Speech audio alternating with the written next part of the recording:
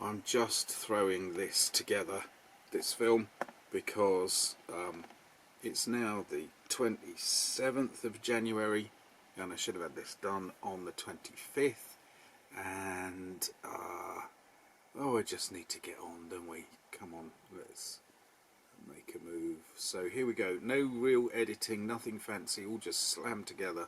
Let's get it done. By the way, when we get to the end of this film, the model still won't be finished, but you know that's exactly why. See what I mean? I can't even speak. Right, the men are in, and I was reminded, I know it sounds like I've got an incredible memory. I haven't. I've got a weird memory, and things jog it, and I'm kind of transported back there for a moment, and I've forgotten the word for that. It's not nostalgia, it's the other one. Anyway, and I was transported back when it became apparent that the figures aren't quite sitting in line with the holes for the oars. And bear with me, I should have prepared. I don't know why I didn't.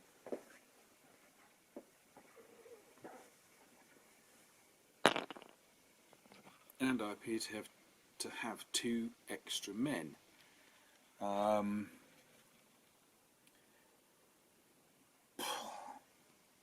I've looked in the instructions and they have the men as usual rowing backwards so that they can put their backs into the stroke. That's all the standard. And I worked out if you had them the other way around it wouldn't make any difference really. Might make a little bit difference to the insertion of the oars, but that's all. So I'm going to get onto the oars in a minute and we'll see if that solves itself. As for the men, they are strange but lovely. The standing figures are very tall and slim and a little bit flat, you know, the kind of thing. Cutting the mould has taken a little bit out. I haven't quite put them all in the positions suggested. That's me and Mini Meltdown having a chat about these things, and that's how he wanted them to some degree or another. The figures haven't been incredibly painted because Mini Meltdown, he's not really into weathering. So he's not.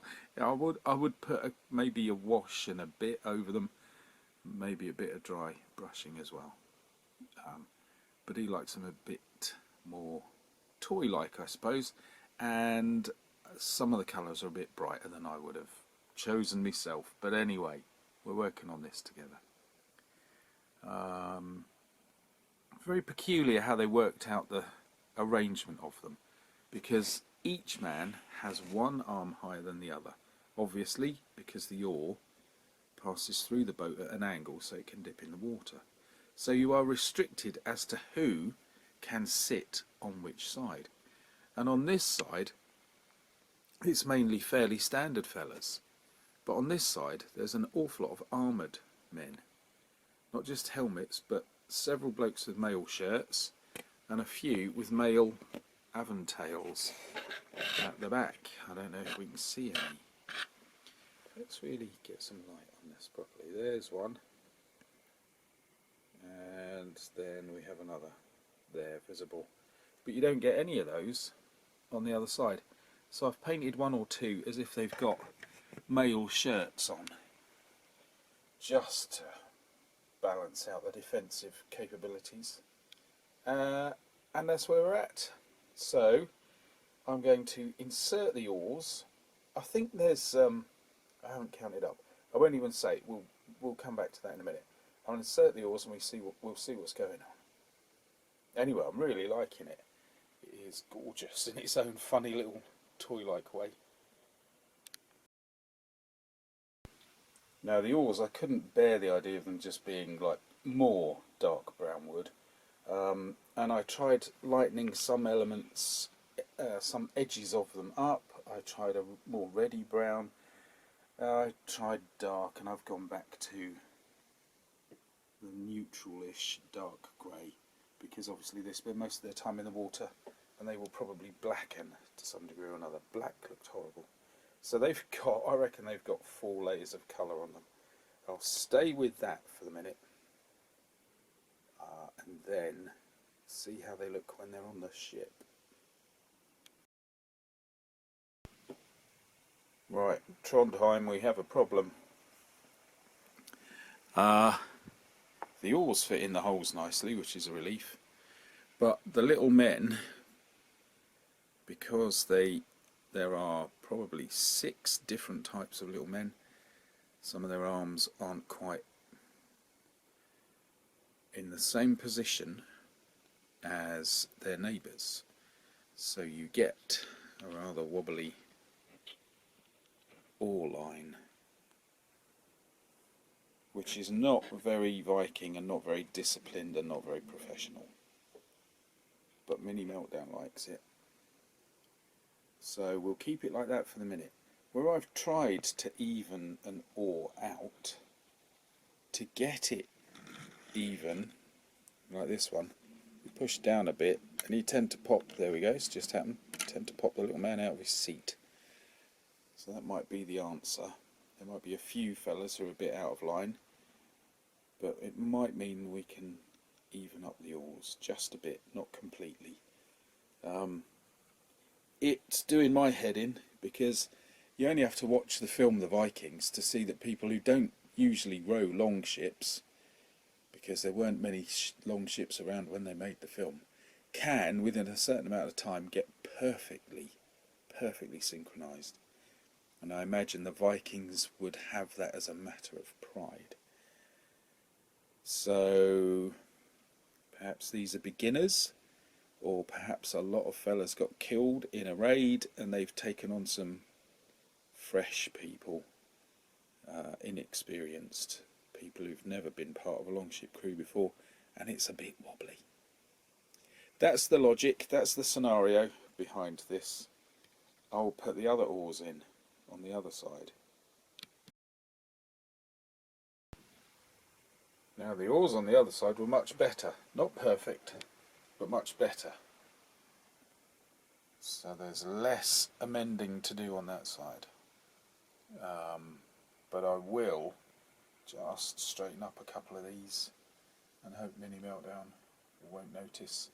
I'm going to start by gluing the oars in so that the oars are largely in the position I want, and then fit the figures in around it, which won't be so easy. They've got big knees and big feet, but I think we might get somewhere. I don't mind the men being wobbly. That's individualism, something which is getting more rare by the day in our modern world. But anyway, we will wiggle some oars and jiggle some men. Oh yes, so an answer to our question about the excess men. We also find there's excess oars, and by carefully analysing the data and data crunching and crunching analysis, we find that we have 2 spare men and 5 spare oars. Nice. I can do some things with those. And I've lost a man. Got to find him. Now there was I showing off that other longship, which I can't see now. You know, saying, don't worry, I've got like a grown-up one. And there's this, which, I mean, admittedly it's them, so goodness only knows.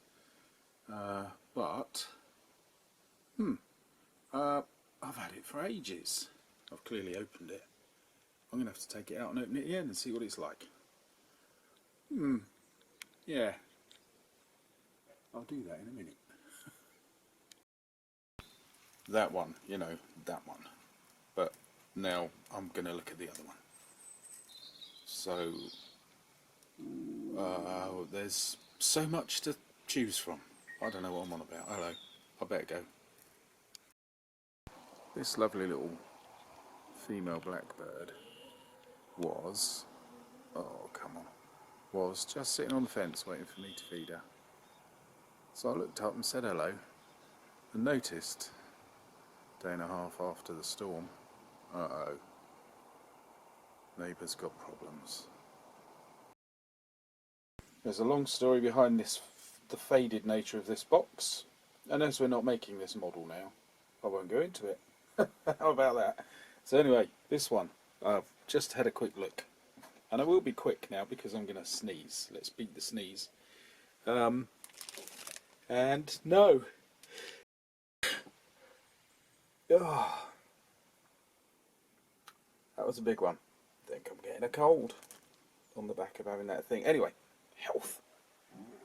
Proportions, lovely. Thickness of plastic, very nice. Shields, beautiful. And very slender oars.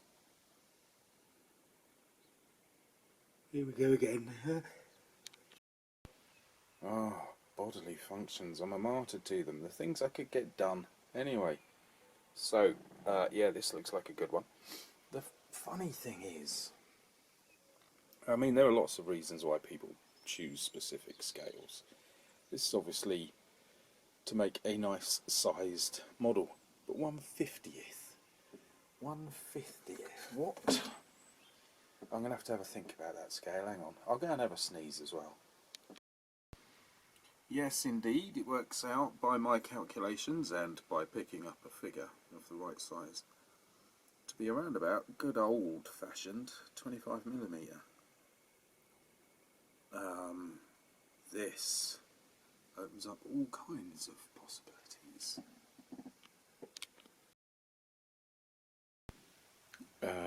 So anyway, back to this one. Where are we? I've completely forgotten. Oh, I've knocked that. That's got to be straightened up. And I think we might be at the point of tidying up a little bit more of the paintwork, because some of the fellas, just in getting them off the sprue and putting them in place, have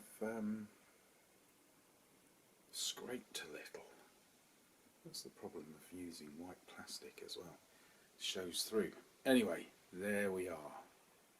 Right. Yeah, a little bit more painting. In fact, let's wind this episode up now, and I'll go off and do some painting, and I'll do another little film. And as a by the way, I bet some people have noticed that nose cone. Don't get your hopes up. I made this. I reckon this is about the 10th model I made, and it was atrocious. Ended up, me and a neighbour fitted it into a catapult and shot it across the fields, and it didn't fly very well either. So that was crap. This is better. So let's get on with this, and I will see you anon, as they say.